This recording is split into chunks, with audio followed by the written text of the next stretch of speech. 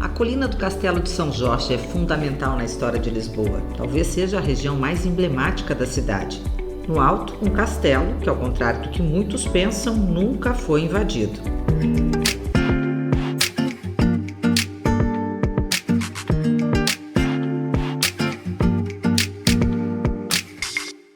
Durante 17 semanas, os homens de Dom Afonso Henriques, o primeiro rei de Portugal, com apoio dos Cavaleiros das Cruzadas, cercaram a antiga muralha moura.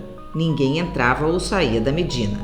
O ano era 1147 e Lisboa se chamava Al-Uqbuna, uma cidade islâmica dominada pelos mouros, habitantes muçulmanos do norte da África, que invadiram a Península Ibérica no século VIII. Sem mantimentos e principalmente por causa de doenças da época, os mouros se renderam. Lisboa volta a ser uma cidade cristã.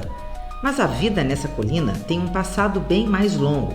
Essa região é ocupada de forma constante desde o século VII a.C., uma história que começou com os fenícios, que vieram para a Península Ibérica à procura de ouro e prata. Eram grandes navegadores e comerciantes, trouxeram o ferro, a escrita, as trocas comerciais e o uso do torno na cerâmica, que passou a ser fabricada de forma mais rápida. Durante escavações nessa área da colina do castelo, onde iria ser construído um estacionamento, os arqueólogos encontraram vestígios de 3 períodos distintos da história: de uma cozinha da Idade do Ferro, século VII a.C., de um bairro islâmico, já no século XI, e de um antigo palácio construído no século XII. A estrutura que vemos exposta já é do século XVI. O que nós conseguimos identificar é aquilo que as pedras nos dizem.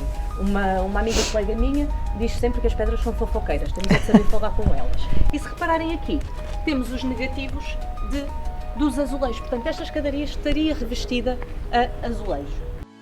Os pesquisadores recriaram 2 casas do bairro mouro que existiu aqui.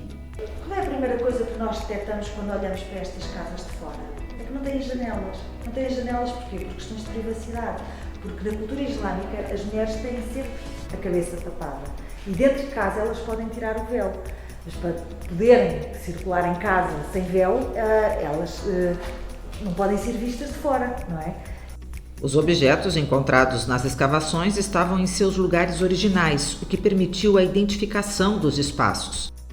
Os objetos que eles encontraram nesse quarto revelam que aqui era um espaço para mulheres e crianças. E essas paredes são originais, do tempo das casas islâmicas, século XI. Neste quarto foram encontrados pelas arqueólogas 2 jogos, portanto, que nos diz que muito provavelmente crianças estariam neste quarto, e objetos designadamente femininos. Agulhas, pentes, tesouras. Isto são uns estuques pintados do século XI. Isto é original, é incrível, eu acho que é a coisa com mais valor que nós temos aqui no castelo. E se olharem bem, conseguem ver aqui um pequeno furo no meio deste círculo. Seria onde estava encaixada a agulha do compasso. Todo este desenho foi feito a régua e esquadro, como se costuma dizer, e neste caso usaram um compasso para fazer aqui o círculo perfeito. Aqui era o pátio, central da casa, por onde entrava a luz. Então a casa é toda construída ao redor desse pátio central.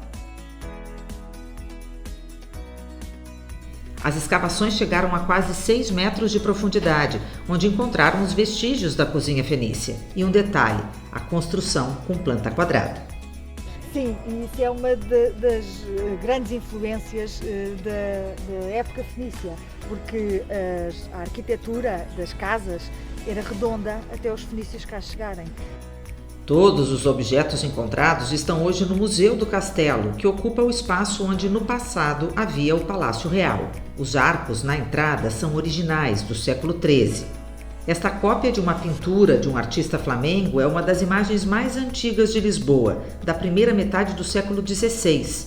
Repare que a Praça de Armas do Castelo ainda não existia. A maior parte da construção que vemos hoje do Castelo de São Jorge já é do século XX, quando o então ditador Antônio de Oliveira Salazar mandou reconstruir a fortaleza, destruída com o terremoto de 1755. Na reconstrução foram criados alguns acessos para a entrada do público e a construção moura tem detalhes impressionantes.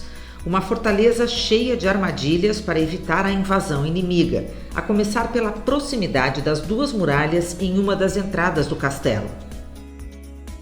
Não há espaço para os homens, daí por isso que esta muralha foi construída muito perto da entrada, para não caber aqui muita gente, precisamente para não utilizarem materiais pesados que deitassem a porta abaixo, neste caso o ariete.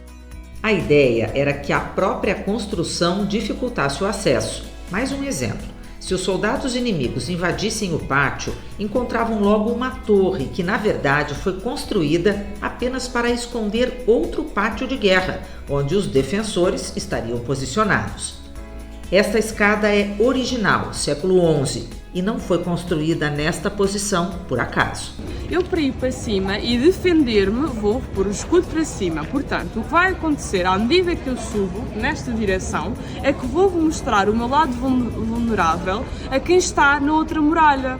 E o que acontece com a minha mão dominante é que é inútil. Vai contra a parede até chegar lá acima.